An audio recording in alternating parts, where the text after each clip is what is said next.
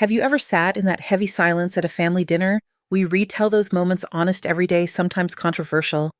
Every story is a mirror. Subscribe, join the conversation, and maybe find a little healing. The train rolled into Portland at dusk, windows streaked with rain. In the glass, Eleanor Hart saw her own reflection over the blurred lights. Silver hair tucked into a navy scarf face thinner than she remembered. When the car jolted to a stop and people stood for their bags, she stayed seated a moment, hand in her coat pocket, thumb pressed into the familiar shape of her house key. Outside, the air was cold and damp, smelling of diesel and wet concrete. She refused the offer of station coffee and walked uphill toward Maple Street. Blocks of storefronts gave way to dark trees and small houses. Maple branches dripped. Porch lights floated in the mist. Somewhere, a freight train called once low and distant, the sound folding into the steady rhythm she carried from years of school bells and hallway clocks. Her house waited near the top of the hill, a blue two-story with white trim and a leaning mailbox. One front step creaked as always. The wind chime on the porch, a gift from her neighbor Frank, gave a dull little ring in the damp air. The sunroom windows along the side of the house were dark. She noticed that at once. Even on cloudy days, she usually saw a gold square there from the lamp by her chair. Tonight, the glass reflected only the street. She fit the key into the lock. The familiar click eased something in her chest. Inside, the hallway smelled of wood and detergent and the faint sweetness of lemon oil. The grandfather clock at the far wall ticked in his patient way. She hung her coat, set her small suitcase by the stairs, and listened. Mom Mike called from the living room. The sharp chatter of a game show bled into the hall. He lay stretched on the couch when she stepped in socks on shoes kicked aside. Jenna had her feet in his lap and her phone held above her face. Colored lights from the television flickered over both of them. The fruit bowl on the coffee table held keys and receipts. "You are back early," Mike said, thumb pausing on the remote. "The conference ended sooner than planned," Eleanor answered. Her eye caught the retirement plaque she used to keep on the mantel, now half hidden behind a stack of glossy wellness magazines. "Welcome home," Jenna said. She did not look away from her phone. "Thank you," Eleanor replied. "I will make some tea." In the kitchen, she filled the kettle and set it on the burner. The counter under her hand felt familiar. There was the small chip near the sink from the plate Mike had dropped as a child. The clock above the stove ticked just out of time with the grandfather clock, the two rhythms slipping past each other. She brewed chamomile and carried the mug down the hall toward the back of the house. The air cooled as she walked. At the glass door to the sunroom, she stopped. The door was closed. That in itself meant nothing. The small brass keyhole shining under the handle did. Eleanor set the mug on the console table and tried the handle. It did not turn. A soft, stubborn click stopped it. She had never locked that door. Her keys jingled in her hand as she found the narrow one for the sunroom. The metal scraped once, then turned. The latch opened. The smell on the other side did not belong to her library. No paper, no floor polish, no dust. Citrus from a diffuser, new carpet, glue. White light from overhead fixtures washed the room. The birch shelves Frank had helped her put up were still there, thick with glossy ivory paint that hid the grain. The floor was covered in beige carpet. Her rocking chair was gone. A treadmill stood in its place, its black belt clean, a yoga mat, a ring light, a tall mirror. The shelves held a few candles and smooth stones in glass jars. Most of the space was empty. In the far corner, 3 cardboard boxes sagged against each other, their sides bowed from damp. Black marker on one read in Jenna's quick hand. Books, Mom. Eleanor knelt. Her knees complained. She pulled the softened cardboard open. Inside spines she knew by touch leaned at odd angles. Leather bindings, yearbooks. Binders labeled with school names. Pages stuck together thick from moisture. A speech she had written for graduation lay near the top, the ink blurred along one edge. A faint sour smell of mildew rode under the artificial citrus. The air felt close. From the living room, the game show host shouted. The studio audience roared. In the sunroom, no one answered. Eleanor closed the box and rose slowly. The carpet swallowed the sound of her steps as she went back to the hall. Mike and Jenna had not moved when she re-entered the living room. "I need to talk to you," she said. Mike muted the television. "What is wrong?" "The sunroom," Eleanor said. "What did you do to it?" Jenna smiled neat and quick. "We gave it a makeover. It was so dark and cluttered. Now it is a wellness room. Functional." "Functional," Eleanor repeated. "You painted the shelves. My books are in damp boxes." "They are not thrown out," Mike said, shifting on the couch. "Mom, it is just a room. We did not think you would mind if we made it more useful." "You are retired," Jenna added. "You do not need all that old work. You could let some of it go." The words settled between them. Let some of it go. Eleanor looked at her son. His face was tired, unshaven. He did not quite meet her eyes. "Excuse me," she said softly. She turned toward the hall. "Mom, come on," Mike said, getting up. "We can talk about this." She kept walking. His hand caught her shoulder before she reached the stairs. His fingers pressed through the wool of her coat. "Do not do this tonight," he said quietly. "You are overreacting." "Take your hand off me, Michael," she said. He let out a short breath, more impatience than anything else, and pushed her away. It was not a hard shove. It was enough. Her balance tipped, her shoulder met the wall with a dull sound. The house seemed to hold its breath, the faint hiss of the television, the ticking clock, her own skin prickling under her coat. Eleanor straightened. Pain bloomed under the fabric. She did not answer him. She climbed the stairs. In her bedroom, the air smelled of lavender sachets. Her hands were steady as she opened the top drawer and took out a flat folder, the deed to the house bank papers, her passport. She slid them into a canvas bag. She added a few clothes, a sweater, her glasses, the paperback from the train. At the closet, she chose the heavier coat. Portland nights were rarely gentle. When she came back down, Mike stood near the bottom of the stairs. "Mom, what are you doing?" he asked. "Leaving," she said. "You cannot just leave." Jenna leaned in the doorway, arms folded. "You will come back when you get hungry," she said. "You always do." Eleanor stepped past them. In the entryway, a ceramic bowl Jenna had bought held a jumble of keys and coins. Eleanor took her ring, slipped the house key into her pocket, and felt for the second small key, the one for Frank Delaney's place across the street. She opened her own front door. Cool air touched her face. Rain whispered on the porch boards. Across Maple Street, Frank's porch light glowed. She closed the door behind her and crossed the street, her shoes darkening on the wet asphalt. Her shoulder ached, but her steps stayed even. Frank answered her knock on the first tri-dish towel over his shoulder. "Evening," he said. His eyes flicked to the bag, then back to her. "I need a place to sleep," Eleanor said. "The couch is available," he replied. "Come in." Later, they stood at his kitchen window. Her house burned with light across the street. Cars lined the curb. Music thumped faintly through the glass. The front door swung open. Jenna stepped onto the porch in a sparkling dress, lifting a glass. "To freedom," she shouted. The old lady finally moved out. "We are free." Laughter rose after her words. A phone flashed. Eleanor's hand tightened on the counter. The house key pressed a small circle into her palm. She watched the porch, the bright windows, and her own dark reflection in the glass between. The party across the street went on long after Eleanor lay down on Frank's couch.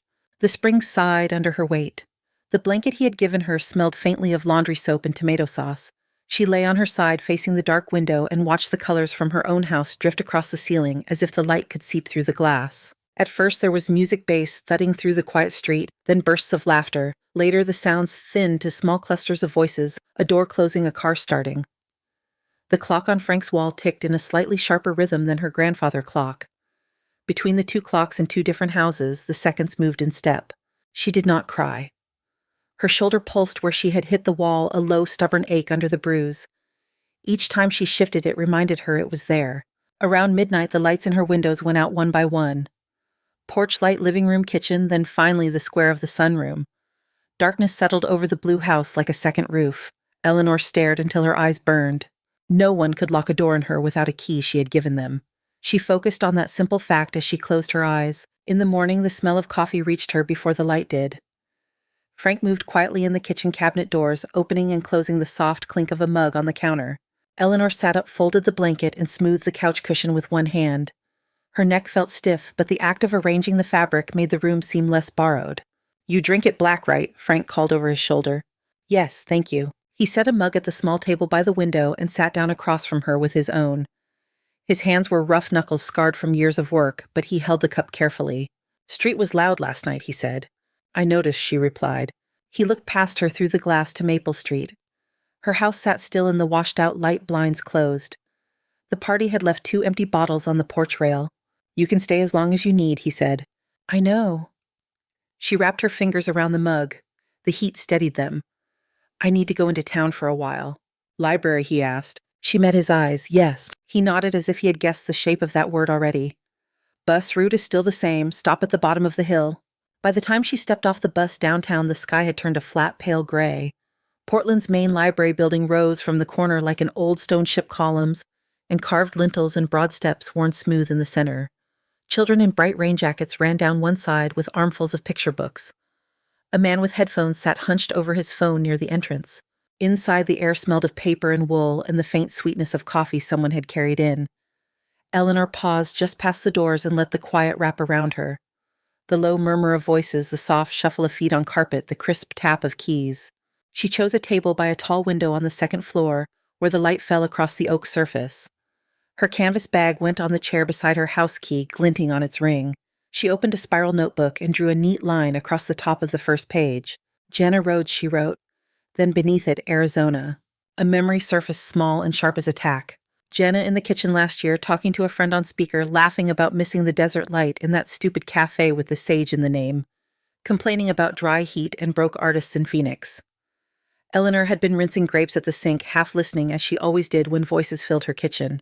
Sunrise and Sage, Desert, Phoenix. She opened the laptop Frank had insisted she borrow and typed carefully. Jenna Rhodes, Arizona Cafe, Sunrise Sage. Search results flickered up.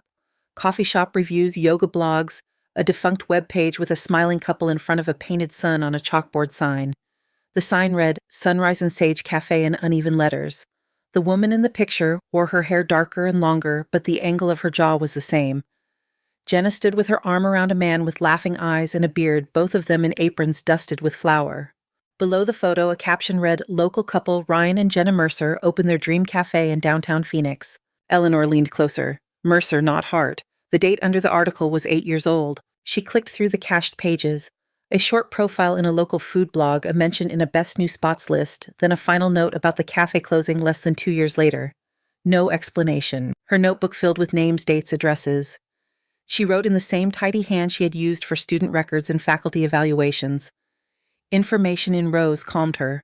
Next, she opened the county records site for Maricopa County and searched marriage licenses. The interface was clumsy, the search box narrow, but she moved through it with the patience of someone who had guided hundreds of teenagers through forms and deadlines. Rhodes returned nothing useful.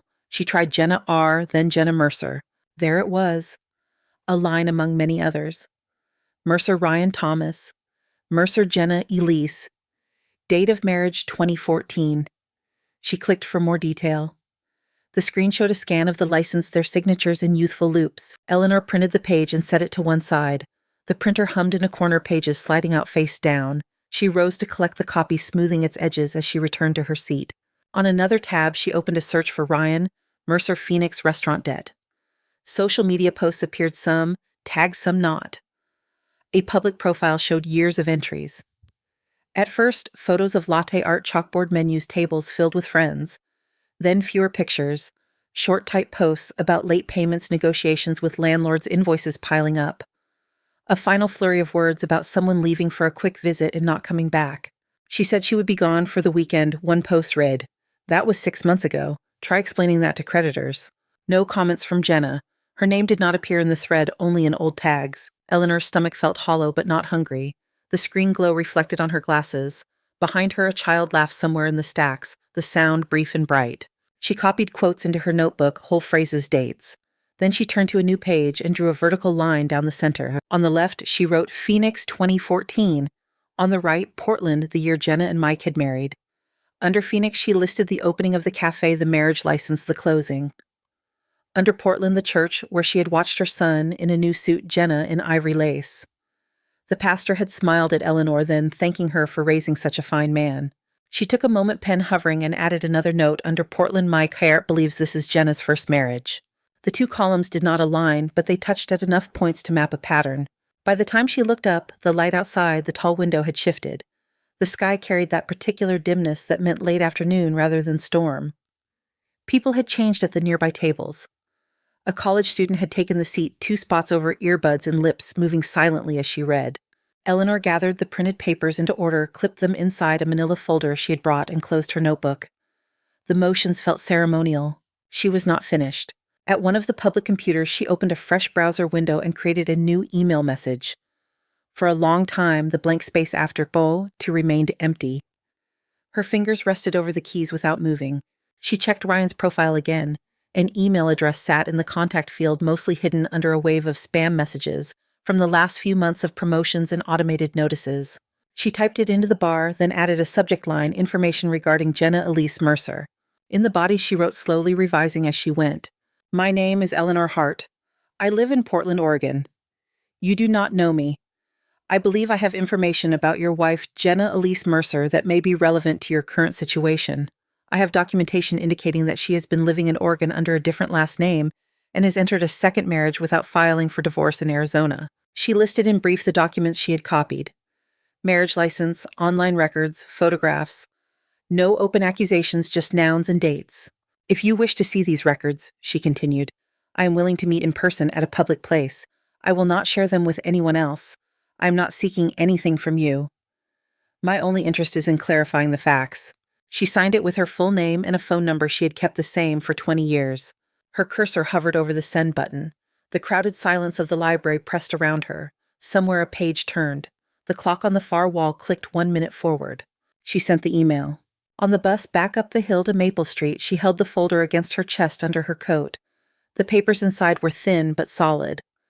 Outside the window, bare tree branches scratched the gray sky. When the driver braked at her stop, she rose carefully, shoulders still sore.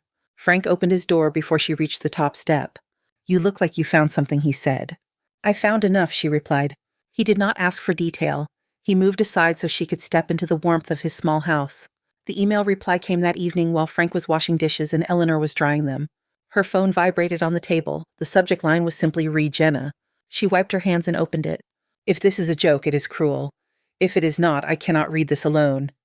Meet me halfway. There is a diner off the interstate in Salem, Oregon. Tomorrow noon. I will bring whatever I have. Please bring what you described. Ryan Mercer. Eleanor read it twice, then answered with a single line confirming the time and place. The next day, the bus ride south followed the highway past wet fields and clusters of bare oaks.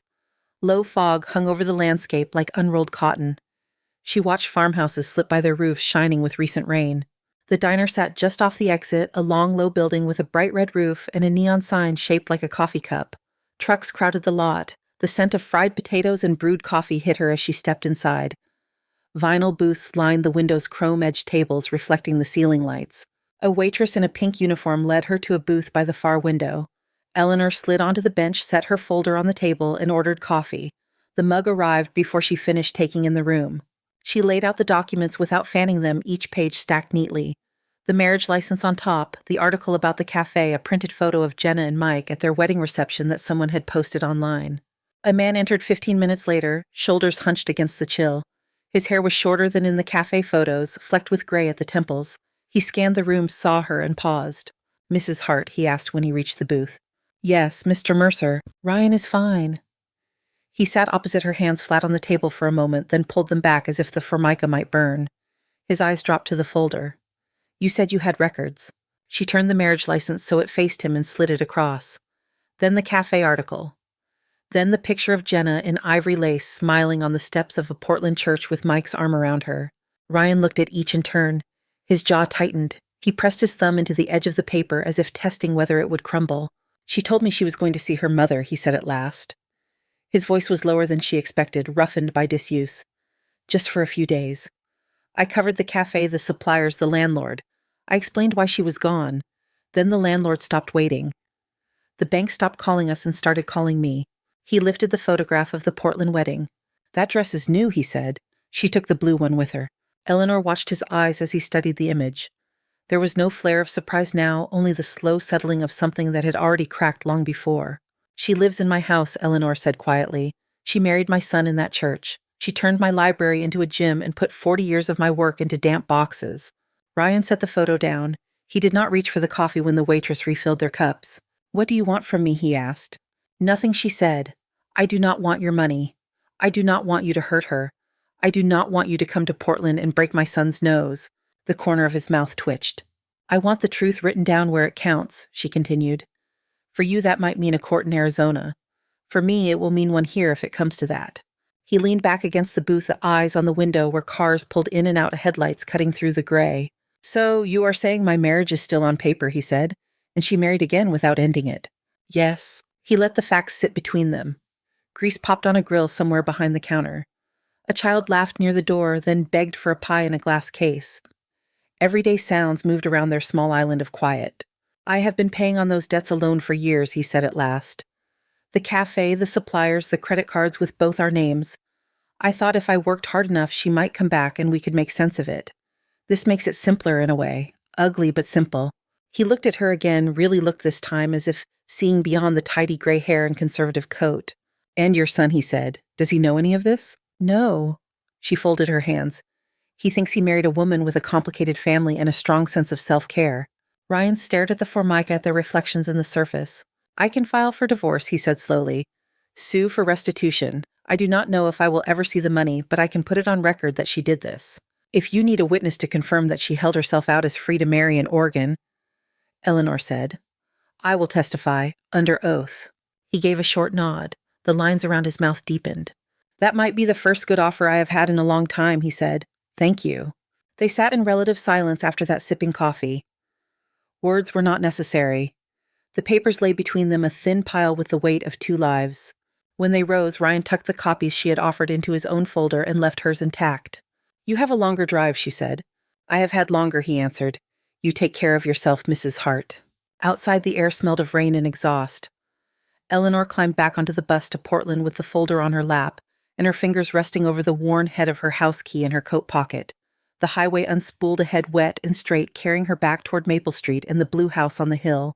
Frank listened while Eleanor spoke, his elbows resting on the kitchen table, his coffee growing cold between his hands.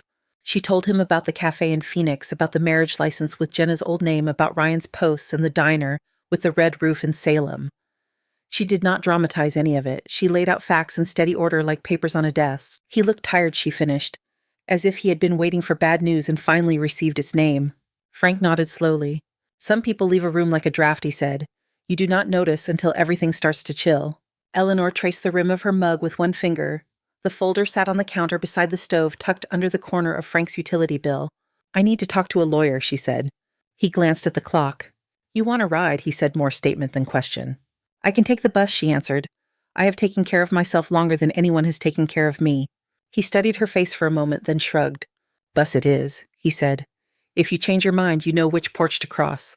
The office of Martin Caldwell sat on the second floor of a narrow brick building downtown above a bakery that smelled of yeast and sugar.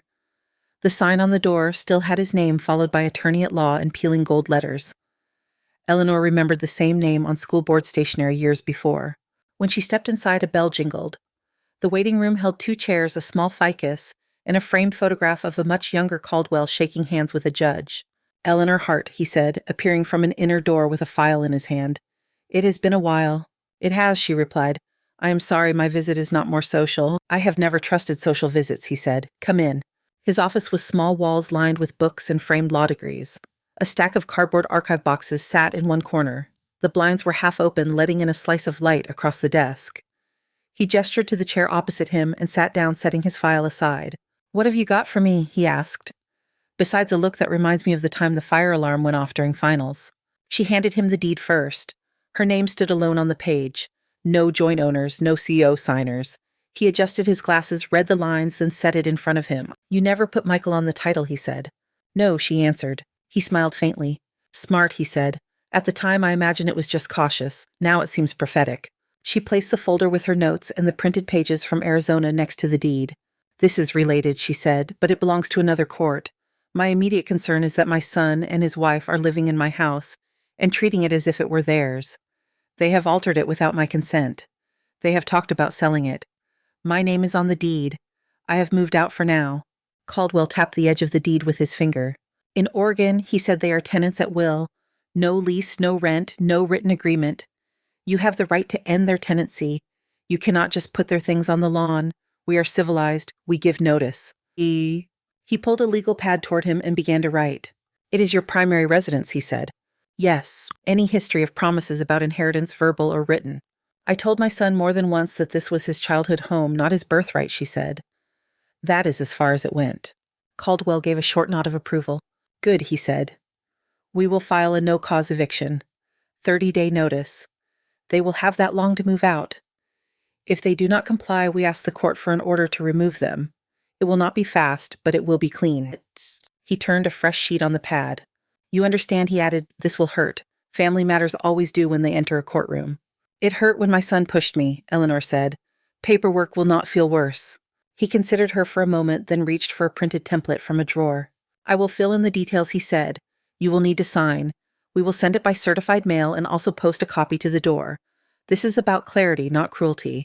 The language of the notice was dry and exact. It listed addresses, dates, sections of the Oregon Revised Statutes. It named Michael Hart and Jenna Hart as tenants and Eleanor as the owner. It set the deadline as 30 days from the date of service. Her signature went neatly on the correct line. Caldwell added his own to the bottom, then made 2 copies. "Keep this," he said, sliding one toward her. "Give the other to your friend across the street if you want an extra eye on the calendar." At the post office, the envelope looked unremarkable. White standard size, Eleanor's handwriting steady on the front. The clerk weighed it, affixed the certified label, and stamped the receipt. "Anything important in there?" he asked out of habit. "Yes," she said, "my house." Back on Maple Street that afternoon, the sky pressed low and pale. Eleanor and Frank stood at his window as the mail truck pulled up in front of her house. The carrier stepped out with a small stack, walked up the familiar path, and vanished under the porch roof. "Registered letter," Frank observed. "He never takes that long for junk mail." They watched the carrier return to the truck and drive away. From Frank's kitchen, they could not see the moment Mike or Jenna opened the envelope, but the sound of it arrived that evening through the telephone. Eleanor's cell rang while she was rinsing dishes. Mike's name flashed on the screen. She let it go to voicemail. The message that followed swung between confusion and anger. "Mom, what is this notice? Are you evicting us? You cannot do that. It is insane. Call me back. Please call me back." He did not say her name at the end. The line clicked off sharply. An hour later, he called again. She let it ring. "You are overreacting." His voice snapped in the second message. "Jenna says you are spiraling. I know you are hurt, but this is not the way. You are trying to ruin us." In the quiet that followed, the refrigerator hummed. The television in Frank's living room remained off. Eleanor dried her hands, sat at the small table, and opened her laptop. She composed an email with the same care she had once used for letters to parents about suspensions and expulsions. Each sentence checked twice, no extra words. "Michael, I received your messages. This email is to clarify the situation. I am the sole owner of the property at 1435 Maple Street. You and Jenna are living there without a lease. Under Oregon law, you are tenants at will. The notice you received is a lawful 30-day termination of that tenancy. The effective date is listed in the document. After that date, if you have not vacated, I will seek a court order for eviction. This decision is final. It is not a negotiation. Mother." She read it over once, adjusted nothing, and hit send. The next few days arranged themselves into a strange routine. In the morning, Eleanor made coffee while Frank read the paper. He reported pieces of neighborhood news as if giving a weather forecast. "Your boy went to work early," he would say, left in a hurry, tie in his hand. Or, "She was on the porch this afternoon talking loud enough for 3 houses. Told someone you moved to a retirement village closer to your bridge friends." She called herself the lady of the house. Sometimes he mentioned a car she did not recognize, a van with magnetic signs, a man with a clipboard measuring the windows. Appraiser, he guessed. Or contractor. She is getting ideas. From her seat at his table, Eleanor watched figures move in and out of the house she had cleaned every Saturday for 4 decades. She saw Jenna laughing with a man in a navy blazer pointing at the yard, the roofline, the sunroom. Eleanor could not hear the words, but the gestures were familiar. Jenna sold everything from vitamin powders to her own image with the same bright confidence. At night, the blue house glowed. Through the lace curtains, she caught glimpses of people of Jenna's ring light, casting its circle on the walls of Mike's silhouette crossing the living room. From this distance, they sometimes looked like a family in a catalog, mid-smile, mid-toast. "Do you want to go in?" Frank asked once. "I will," Eleanor said, "when the time is right." The opportunity arrived on a Wednesday. That afternoon, as rain streaked Frank's window, they watched Mike's car back out of the driveway and disappear around the corner. Half an hour later, Jenna emerged in a bright coat and climbed into a rideshare that rolled away toward downtown. Frank lowered the binoculars he pretended not to own. "House is empty," he said.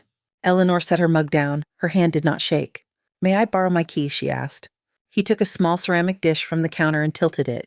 The thin spare key, the one she had given him years ago, just in case, slid into his palm. He placed it in her open hand.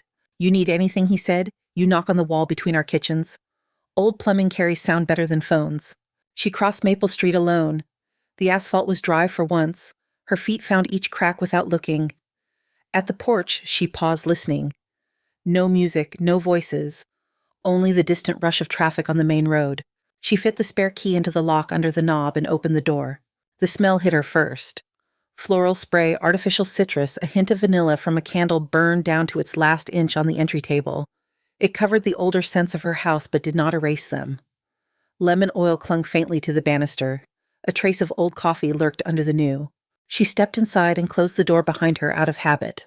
In the living room, blankets lay crumpled on the couch. An empty glass sat on the coffee table beside a laptop bag. A pair of high-heeled shoes rested under the armchair toes pointed toward the wall.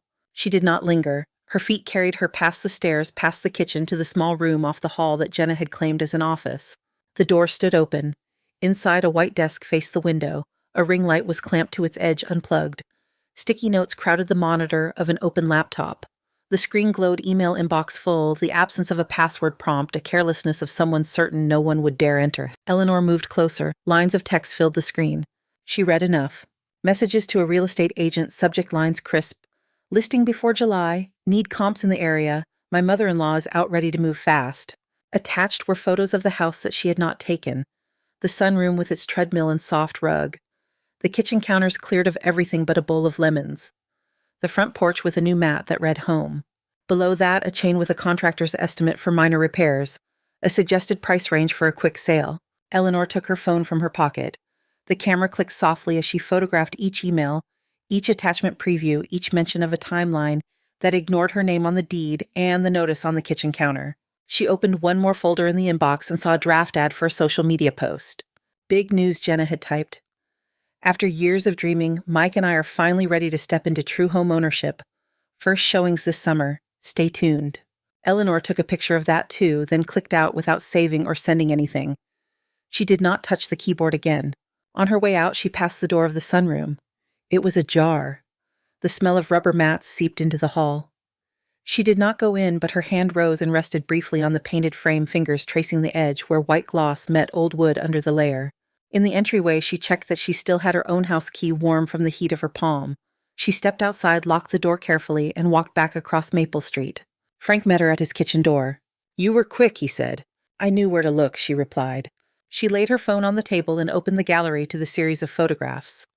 Lines of text numbers, dates, each one a small square of proof. The next morning, the printer in Caldwell's office hummed and spat out color copies of those images. Eleanor watched them slide into the tray and added them to the growing file that bore her name along the spine. Spring settled in with a chill that clung to the mornings on Maple Street. Weeks moved past the way they always did, one small chore at a time.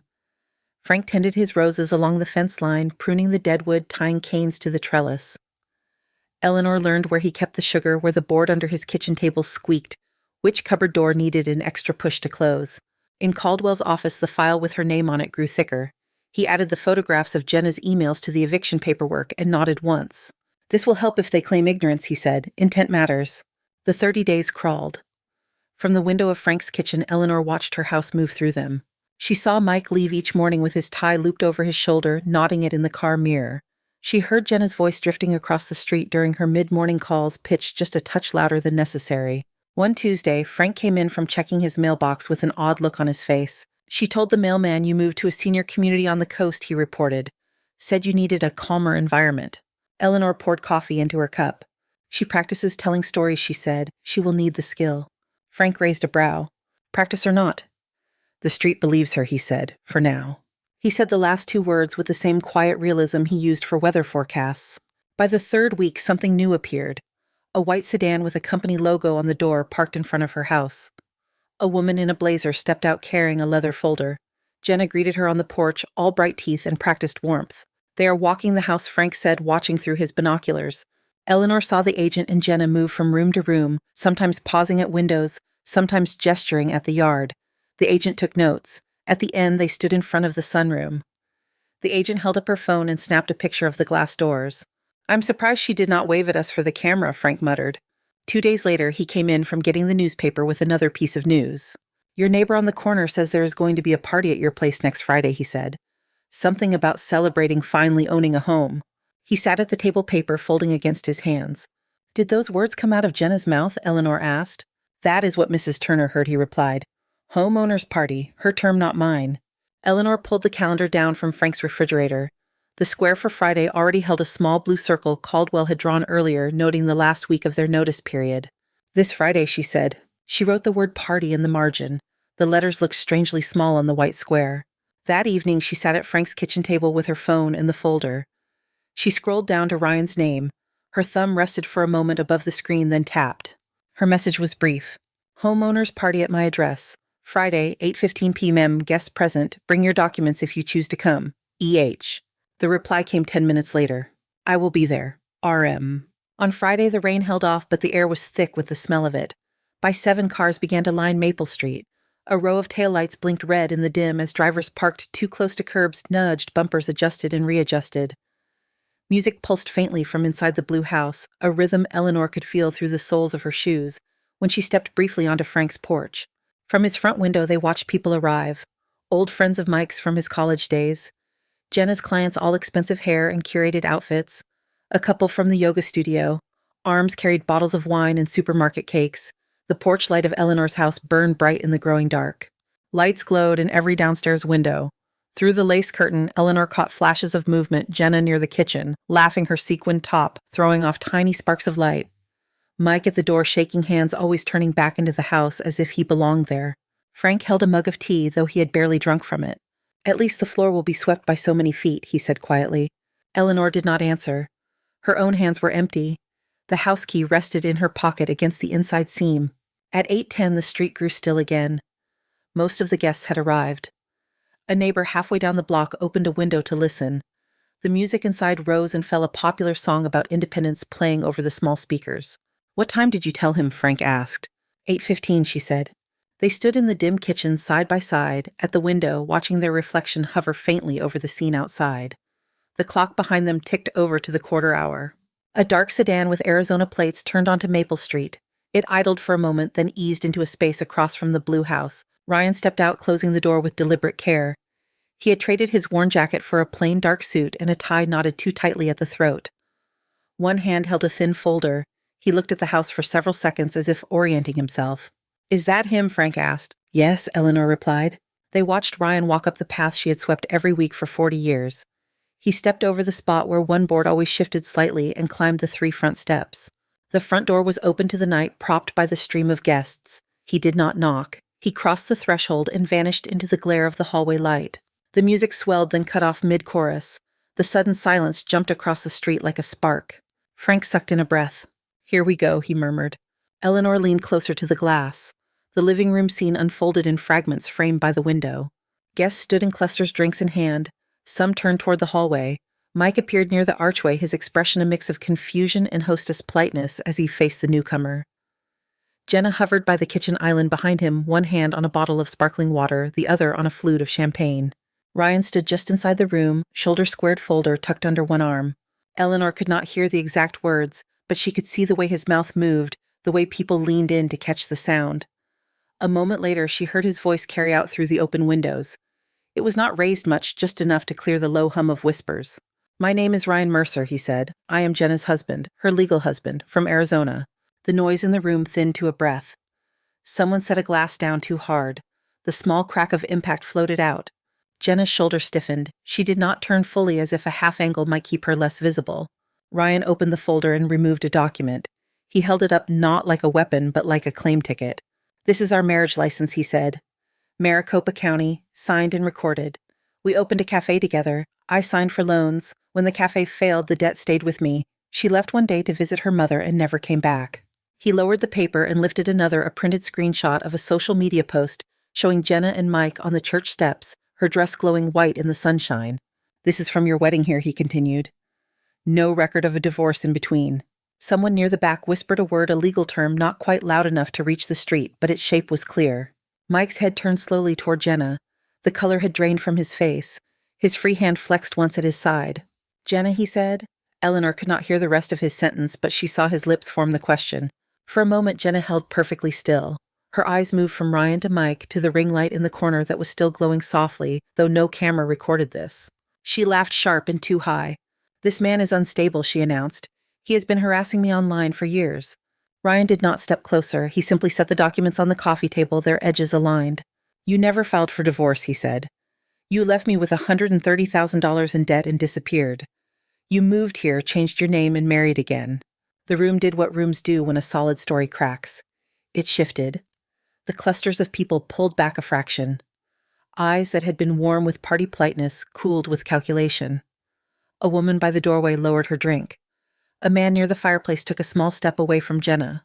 Mike spoke again. This time Eleanor caught the words. "Is it true?" Jenna opened her mouth, closed it, then grabbed the nearest excuse. "You are really going to stand there and question me in front of everyone?" she snapped. Because some stranger barged in with printed screenshots. This is exactly what your mother wanted. Drama. Chaos. Her hand shook as she set her glass down. Liquid sloshed onto the counter. I am leaving, she said. She pushed past one of the guests, bumping a shoulder hard enough to spill wine onto a pale sweater. The woman flinched and stepped aside. Jenna reached the hallway and disappeared from Eleanor's line of sight. A moment later, the front door flew open. Jenna burst onto the porch, coat barely pulled over her sparkling top, bare legs flashing above her heels. Her face was turned away from Eleanor, but the angle of her spine spoke its own language: panic, fury, flight. She clattered down the steps, stumbled once on the walk, recovered and ran for her SUV.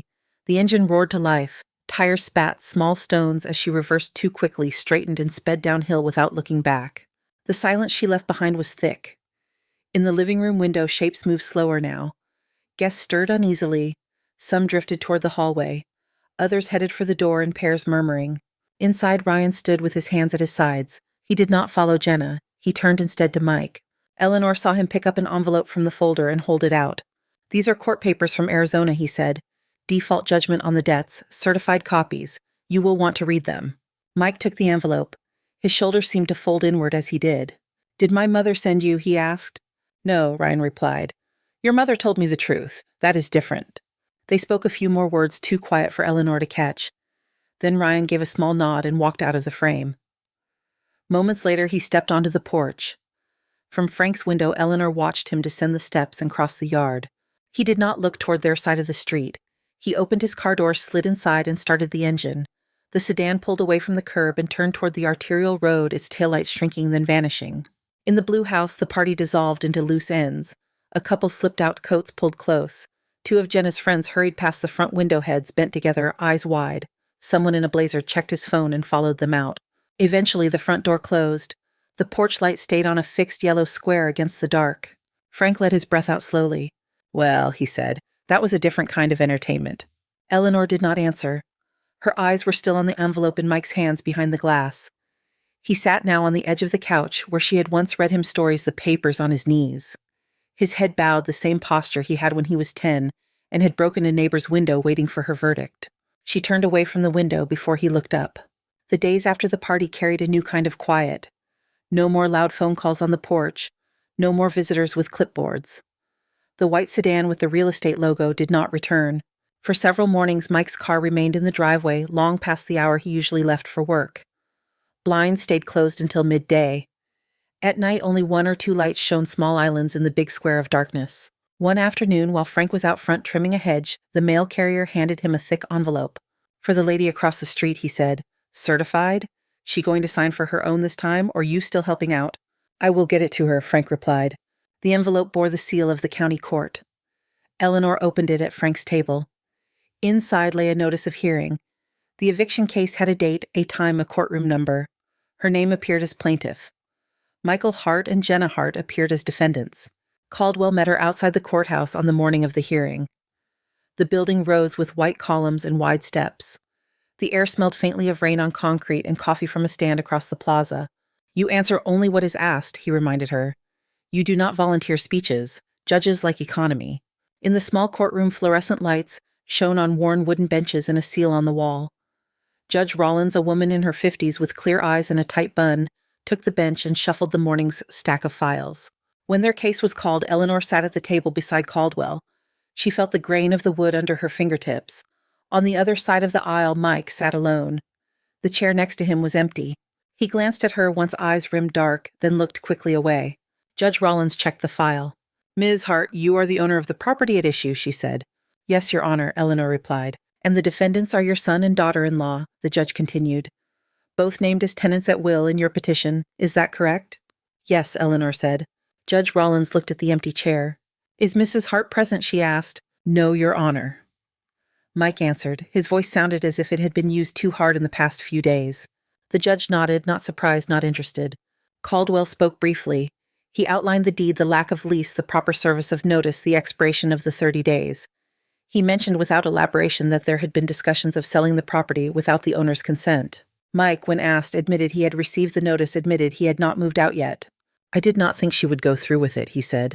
She is my mother. Judge Rollins regarded him for a long moment.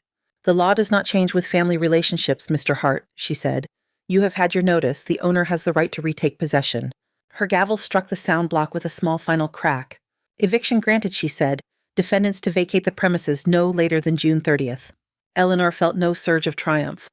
Only a loosening, as if a knot that had pulled tight in her chest for weeks had been allowed to slacken by one notch. Outside the courtroom, Caldwell shook her hand. "They will likely drag their feet," he said. "But the order is clear. If they do not leave, the sheriff will assist." He offered her a small, tired smile.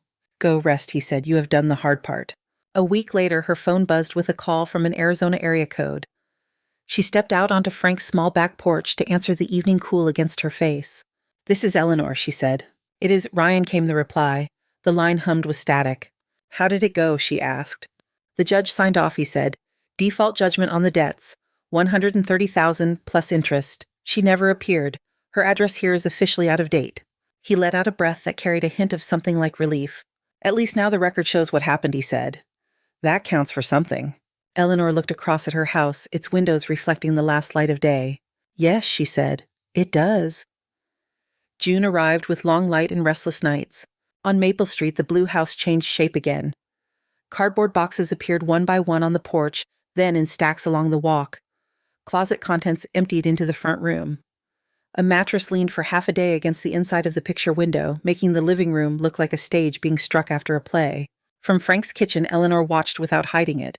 The court order had given her a date. The calendar on his fridge wore a red circle around the 30th. Each day that approached it felt both slow and sharp. Jenna came back once. It was a bright afternoon when a rideshare car stopped in front of the blue house, and she stepped out, sunglasses on hair pulled into a perfect knot. She wore a loose shirt that did not suit packing and carried a small designer bag instead of a box. "She is back," Frank said, peering through the curtain. They watched her walk up the path and let herself in without knocking. A few minutes later, voices rose inside. The windows were closed, but anger finds ways to leak. Eleanor could not make out every word, just jagged bits carried through an open upstairs window and across the small strip of lawn. "You let her do this," Jenna's voice snapped. "You let your mother win." Mike's reply came lower, but it carried weight. "She owns the house, Jenna. It was never ours to sell. She is punishing me through you. She is protecting herself from you." A door upstairs slammed. A few minutes later, Jenna appeared again at the front door. Her sunglasses were on, though the sun had slipped behind a cloud. She dragged a suitcase behind her wheels, bumping on the porch boards. She did not look across the street. She pulled the suitcase down the steps and toward the waiting car. The driver loaded it without comment. The car door shut. The vehicle pulled away, taillights blinking at the stop sign before turning out of sight. Frank let out a slow breath. "That might be the last we see of her," he said.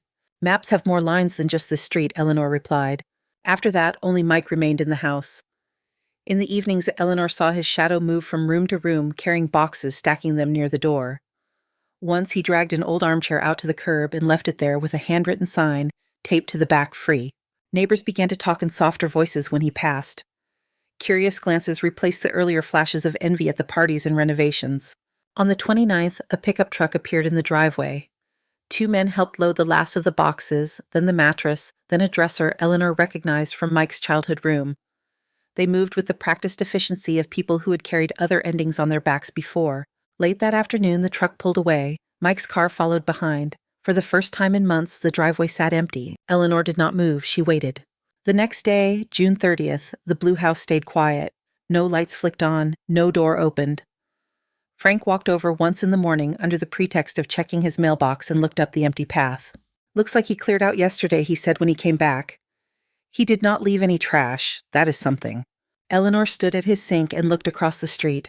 The curtains in her bedroom window hung still. The porch light was off. The house looked smaller without people spilling out of it. "I will go in tomorrow," she said.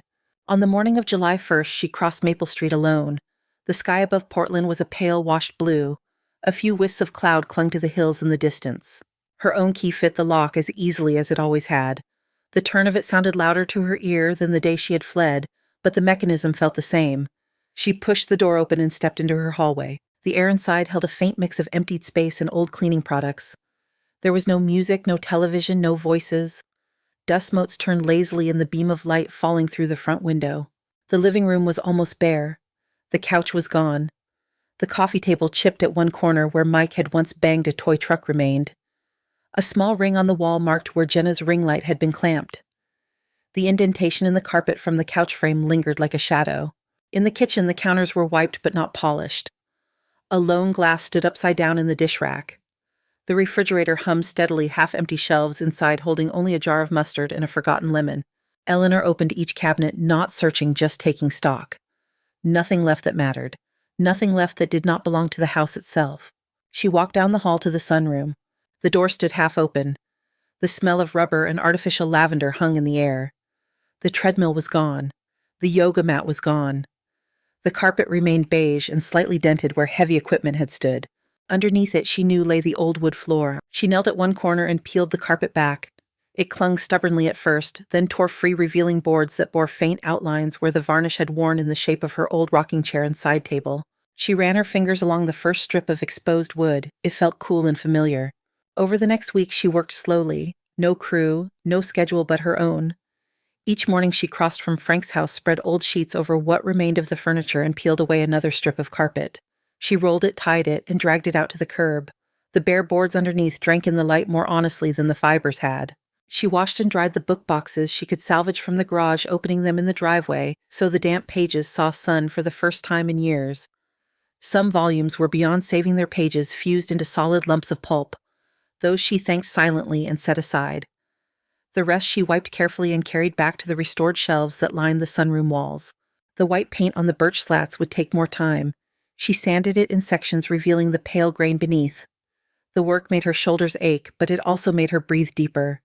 Fine dust turned the air hazy, glimmering in the sun that poured through the glass ceiling. At night, she felt the effort in every muscle. Frank appeared at the door one afternoon holding a tray. "You forget to eat when you sand," he said. "Human habit." He set sandwiches and lemonade on a cleared spot of the floor. She sat on an overturned box, accepted a glass, and looked around at the half-restored room. One wall of shelves bare one half filled the floor, patchy with old varnish and new scars. "It will come back," Frank said. "It is not the same," she answered. He chewed, then nodded. "No, it is not," he agreed. "You are not either." By mid-August, the sunroom looked something like itself again. Books filled most of the shelves, their colors irregular but comforting. A new chair sat by the window, not the old rocker, but a sturdy wooden one from a second-hand shop, cushions plump and simple. On the small side table lay her glasses and a novel with a bookmark halfway through.